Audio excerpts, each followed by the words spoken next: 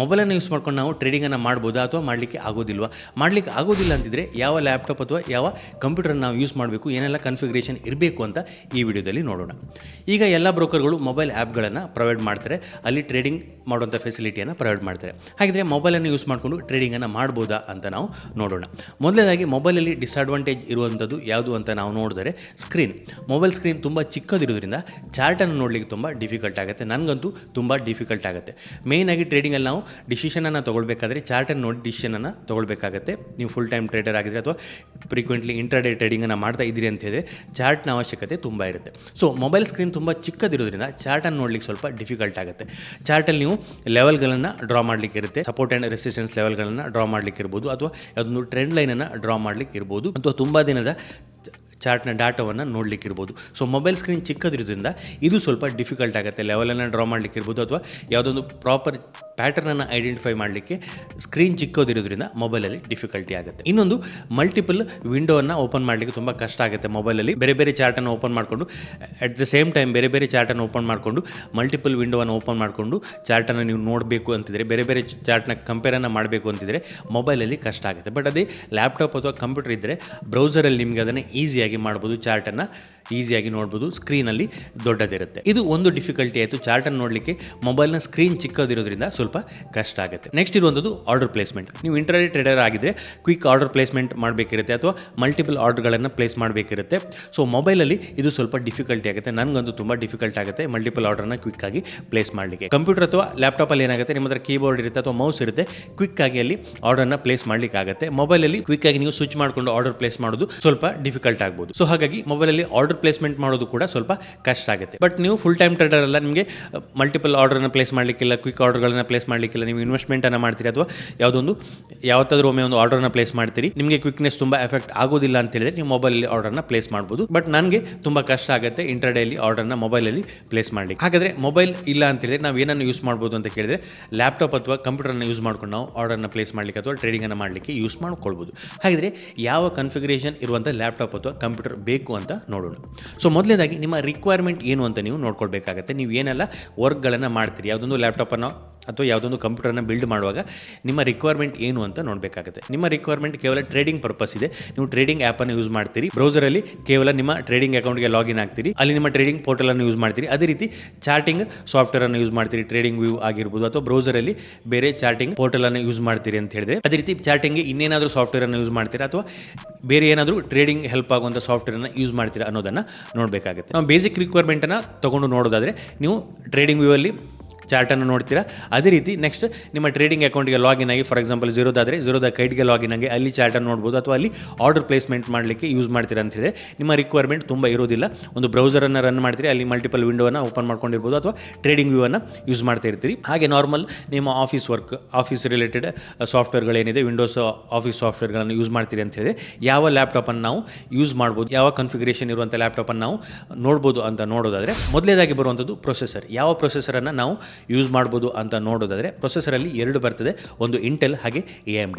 So ಇಂಟೆಲಲ್ಲಿ ನೀವು ನಿಮ್ಮ requirement basic requirement ಆಗಿದರೆ ನಾನು ಆಗಲೇ ಹೇಳಿದಾಗೆ ಕೇವಲ ಬ್ರೌಸರನ್ನು ಯೂಸ್ ಮಾಡ್ತೀರಿ, ಟ್ರೇಡಿಂಗ್ ಅಕೌಂಟನ್ನು ಯೂಸ್ ಮಾಡ್ತೀರಿ, ನೆಕ್ಸ್ಟ್ ಟ್ರೇಡಿಂಗ್ ವ್ಯೂ ಚಾರ್ಟನ್ನು ಯೂಸ್ ಮಾಡ್ತೀರಿ ಅಂತಿದ್ರೆ ಬೇರೇನು ನಿಮ್ಮ ಹೆವಿ ರಿಕ್ವೈರ್ಮೆಂಟ್ ಇಲ್ಲ, ಬೇರೇನು ಹೆವಿ ಸಾಫ್ಟ್ವೇರನ್ನು ನೀವು ರನ್ ಮಾಡ್ತಾ ಇಲ್ಲ, ಮಾಡಲಿಕ್ಕೆ ನಿಮಗೆ ಬೇಡ ಅಂತಿದ್ರೆ ನೀವು i3 ಪ್ರೊಸೆಸರನ್ನು ಯೂಸ್ ಮಾಡ್ಕೊಳ್ಬೋದು. ನೀವು ಲೇಟೆಸ್ಟ್ ಜನ್ i3 ಪ್ರೊಸೆಸರ್ ಇರುವಂಥ ಲ್ಯಾಪ್ಟಾಪ್ಗಳನ್ನು ಬೈ ಮಾಡ್ಬೋದು.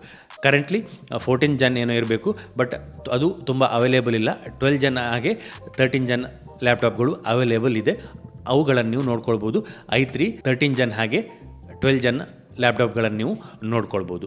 ಪ್ರೊಸೆಸರಲ್ಲಿ ನನಗೆ ಸ್ವಲ್ಪ ಬೆಟರ್ ಪರ್ಫಾರ್ಮ್ ಮಾಡುವಂಥ ಪ್ರೊಸೆಸರ್ ಬೇಕು ನನಗೆ. ನೆಕ್ಸ್ಟ್ ಇನ್ನೊಂಚೂರು ಹೆವಿ ಸಾಫ್ಟ್ವೇರ್ಗಳು ಯೂಸ್ ಮಾಡಬೇಕು ಅಂತಿದ್ರೆ i5 ಪ್ರೊಸೆಸರ್ಗೆ ನೀವು ಹೋಗ್ಬೋದು. ಅಲ್ಲಿ ಕೂಡ i5ಅಲ್ಲಿ ಲೇಟೆಸ್ಟ್ ಜನ್ i5 ಪ್ರೊಸೆಸರ್ಗೆ ನೀವು ಕೂಡ ಹೋಗ್ಬೋದು. ಸ್ವಲ್ಪ ಪ್ರೈಸಲ್ಲಿ ಡಿಫ್ರೆನ್ಸ್ ಆಗುತ್ತೆ.